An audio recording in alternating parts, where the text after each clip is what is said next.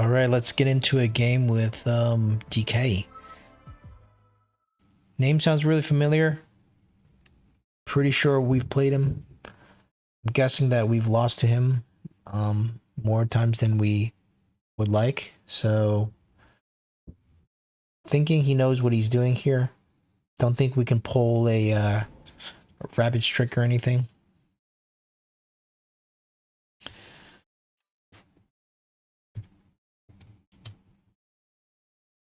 I mean, this pack is good, but the Sabertooth is so garbage. The Marksman. I mean, the Marksman's better than the Sabertooth, but this is... Oh, it's so tough. This is garbage too. Maybe just go with this. Just because we're never going to use the Sabertooth, I think at least the Marksman has some application. The Marksman can actually be pretty good.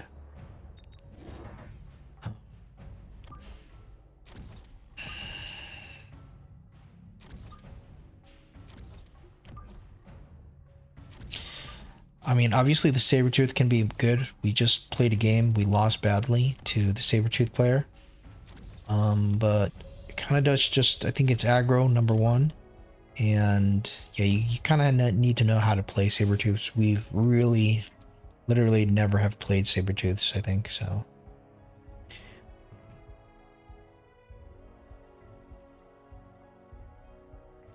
Alright, that looks good. What kind of specialist? Quick supply? Okay. Interesting. So he goes balls. He's a very standard positioning. Guess you could pull this pretty easily. Yeah, this is good. This is good. I do remember this this avatar. It's kind of scary, and I remember like losing to this scary avatar before. So that's why I'm thinking this guy's really good.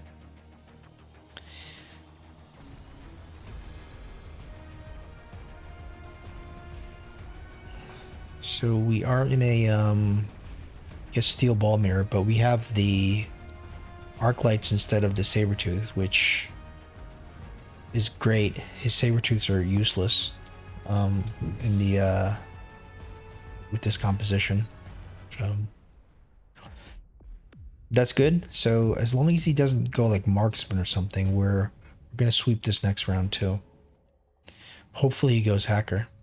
I think we just skip here. Now where do we place this guy? Probably here or something. Maybe like kind of maybe a little bit in the middle so it doesn't get pulled, I guess.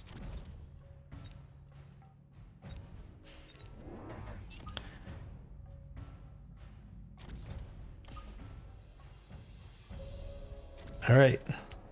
Let's see how this goes. 7, this is 8. Maybe you can go one square up. Just don't want it to kind of go in front. That's the thing.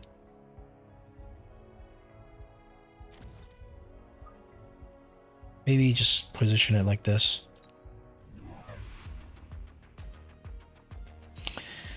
So we get storm crawlers. That's interesting because you would imagine steel balls and crawlers are fast moving objects.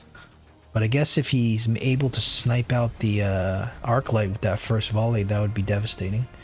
Luckily, that doesn't happen. And of course, it's just music to our ears that he goes storm crawlers, because that's not going to be able to hit the air.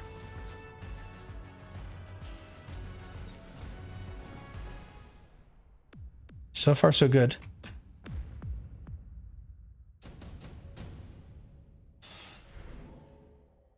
Extended range marksman? No, we don't need that. This could be good, but I don't think we go for that now. We need to build up our Phantom Ray army. Level 2 steel balls, level 3 steel balls. I mean, that could be a play, but I don't think we need to invest in that right now. We need every penny we can get for our Phantom Ray build up.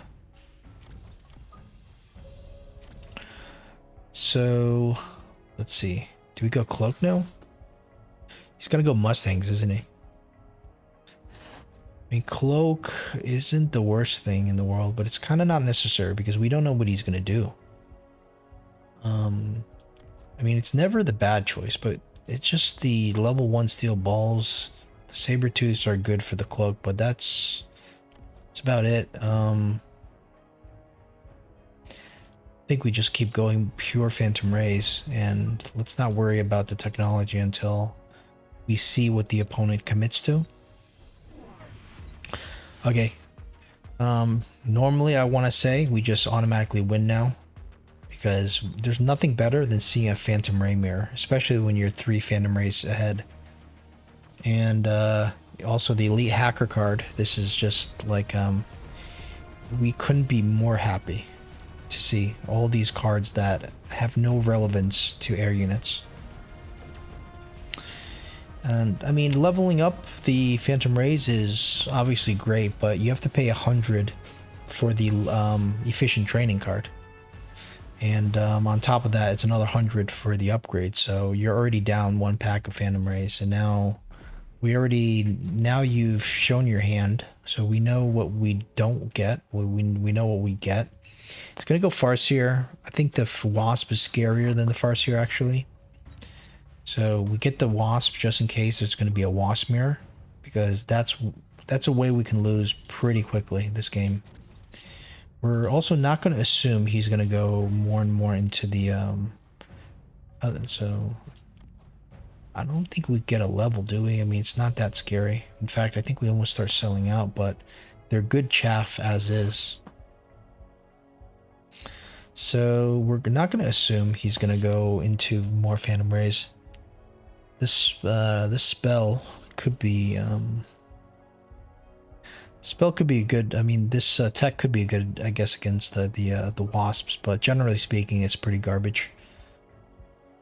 I think we just keep going more Phantom Rays, just seeing what he does. Do we need range here? I don't think so.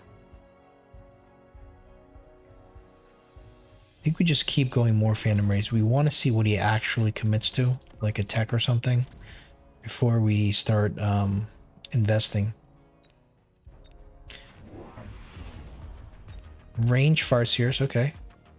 So that means we go, we could go shield, but the problem is if the Phantom Rays click burst, then the shield is negated. So we kind of have to be careful of that.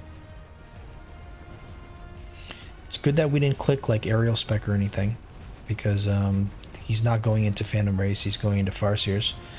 Also, it's surprising that he didn't click Missile Interceptor. You would imagine with this many Farseers, Missile Interceptor is going to be a little bit better. I mean, I'm sure the range is good, but you kind of don't need range against the Phantom Rays, because it's like a marksman. It already has the most range possible. Getting more range isn't necessarily going to do anything. Orbital Jav to finish the game could be good. Or just like kind of put it here. What if he dodges it though? Then we're finished. I mean, 200. Why not? We're getting close to winning, right? Could just put a flank here actually. Maybe let's just try that. Let's try the flank. I think the flanks so it's a technique that we need to kind of use a bit more in our add into our repertoire a little bit more. So this already has the range. This is going to kind of go in there, so maybe we kind of do it like this instead.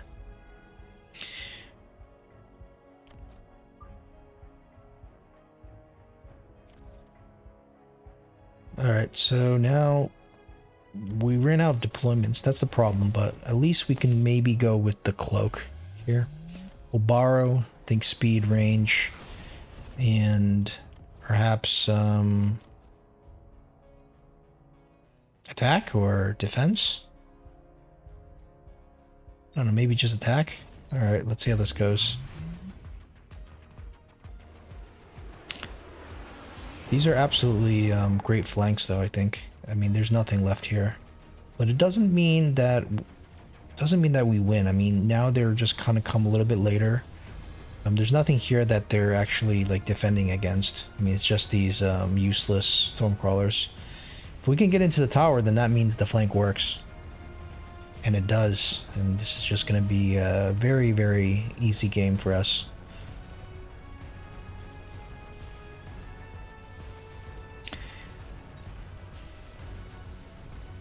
So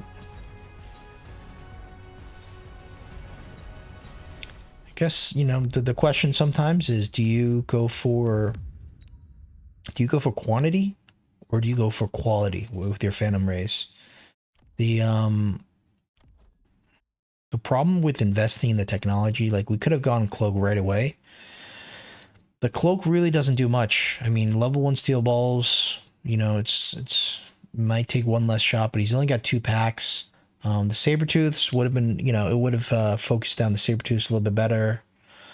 Now with the Farseers, you could argue that the cloak is better, but once the Phantoms kind of engage into this mountain, you know, into the chaff and the steel balls which are running in, at those speeds, they're always going to be out of cloak. So the cloak isn't going to do anything in terms of helping them like survive.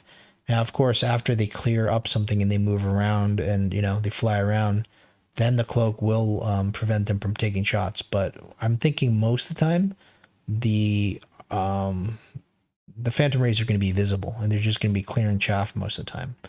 So in that case, you would imagine that, and if the main counter is the Farseer, assuming he doesn't go into more Phantom Rays or Phantom Ray technologies, then your obvious choice is going to be Energy Shield. It's going to be so much better. It's going to allow the Phantom Rays to tank more than double.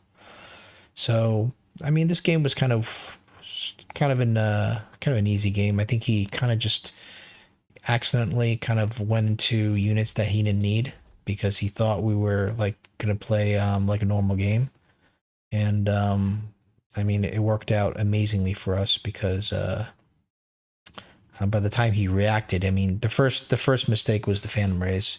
Never go Phantom Ray into someone that's known as the Phantom Ray Master, especially with the elite training spec isn't gonna help. And so once we saw that, we already knew we won. The Farseers were a legitimate threat, but you know, the quantity just kind of increased too many, and with the Wasps acting as chaff as well and chaff clear, kind of was the nail in the coffin. The opponent probably just goes mass Wasp here with aerial spec, and he could probably just win the round right off the bat there. So it's not that he didn't have anything he could have done. So just out of curiosity, let's see if that previous statement holds true. So the Farseers are amazing, but the Wasps are actually even better than the Farseers against the Phantom Rays. Because of this technology. So we'll continue to invest in the Wasps. I think borrowing is not out of the question. Even selling a Phantom Ray, I mean, selling a Phantom Ray probably doesn't make sense since we still have to pay the 100. This seems to be like a good little layout here. I think we could just borrow, right? Borrow and get another pack.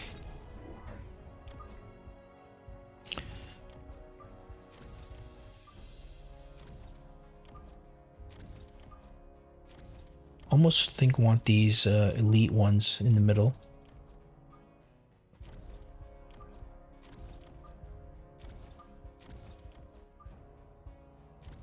All right, let's see how this goes. My theory is that these Wasps with the single aerial spec is just going to massacre everything in the air. Especially these Phantom Rays. They don't have shield. They don't have anything. They're just naked Phantom Rays. Steel balls, our own steel balls are actually doing a lot because it kind of tanks for the Wasps a bit. And you can see here we absolutely get wrecked. And the reason why we get wrecked is because, you know, we're not 100% sure if he's going to do this. So our response to this is we do the same thing. We go into a mirror, right? We mirror the text. And but if he doesn't do this, then if we try to go into a mirror, then and he sells out of the phantom rays, then and he goes into the farseers, then we're kind of screwed. So that's why we didn't choose any techs until we knew, okay, maybe this is the tech to choose. And at that time, it didn't even matter. But yeah, that's what I think you're supposed to do. If you play someone at a relatively high level, you want to see where they commit before you commit. Because if you commit into something that they're not doing, then it's an auto lose, right? And if you can counter what they commit into, then theoretically you win, right? So, anyways, hopefully you see the power of the Wasp here. That's the aerial spec. It just absolutely takes care of all the Phantom Rays. All right, hopefully that was enjoyable, and we'll see you in the next one.